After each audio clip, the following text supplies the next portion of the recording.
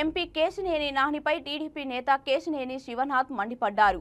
అమరావతిలో మీడియా సమావేశంలో కేశినేని శివనాథ్ మాట్లాడుతూ మా కుటుంబ కలహాలు 1999 నుంచి ఉంటే చంద్రబాబుకేం సంబంధమని ప్రశ్నించారు.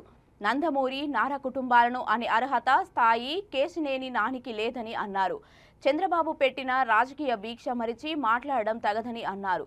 ఎంతో మంది మహామహులు తెలుగుదేశంని వీడినా పార్టీకేం కాలేదని, వచ్చేవాళ్ళు వస్తుంటారు, పోయేవాళ్ళు పోతుంటారు, ఇప్పటి వరకు తెలుగుదేశంని ఏం చేయలేకపోయారని అన్నారు.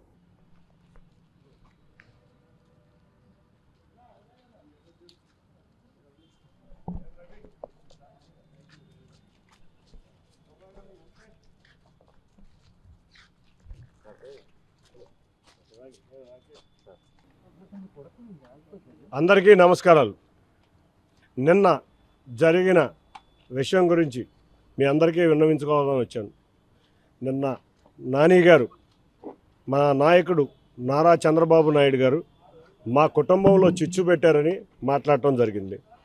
ఎన్ని రోజులు నేను ఈ కుటుంబ విషయాలు, పార్టీ విషయాలు కలపకూడదని ఏ రోజు మీ ముందు మాట్లాడలేదు. నిజంగా మా కుటుంబంలో సమస్యలు ఎప్పటి నుంచో ఉన్నాయి.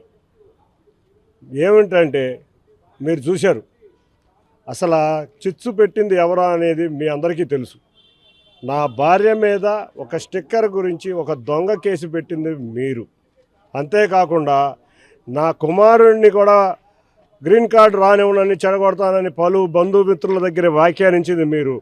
అంతేకాకుండా కుటుంబంలో అందరినీ రకరకాలుగా వ్యాఖ్యానించారు. కానీ ఏ రోజు కుటుంబంలో ఉన్న బాధ్యతలను ప్రజల ముందుకు తీసుకురాకూడదనే బాధ్యతతో నేను ఇంతవరకు వచ్చాను.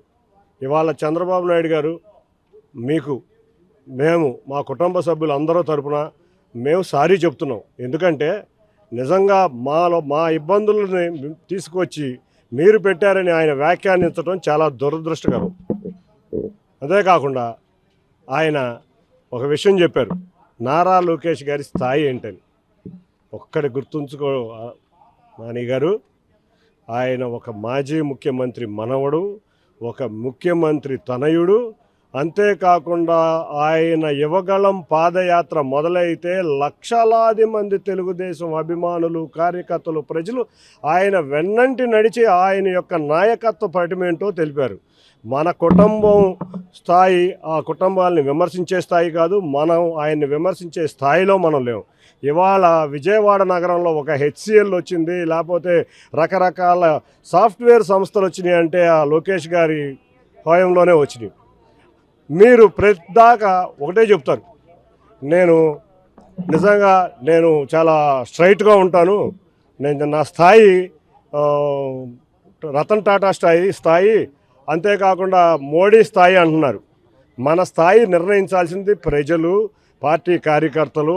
అంతేగాని మనం ఎప్పటికప్పుడు డబ్బా కొట్టుకోకూడదు, నా స్థాయి అది ఇది అని. మీ స్థాయి మీరు తెలుసుకోండి.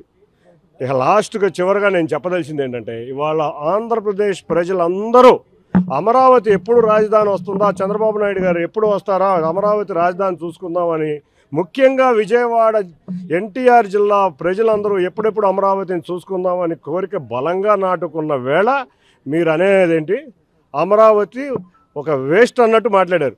మీకు ఇంత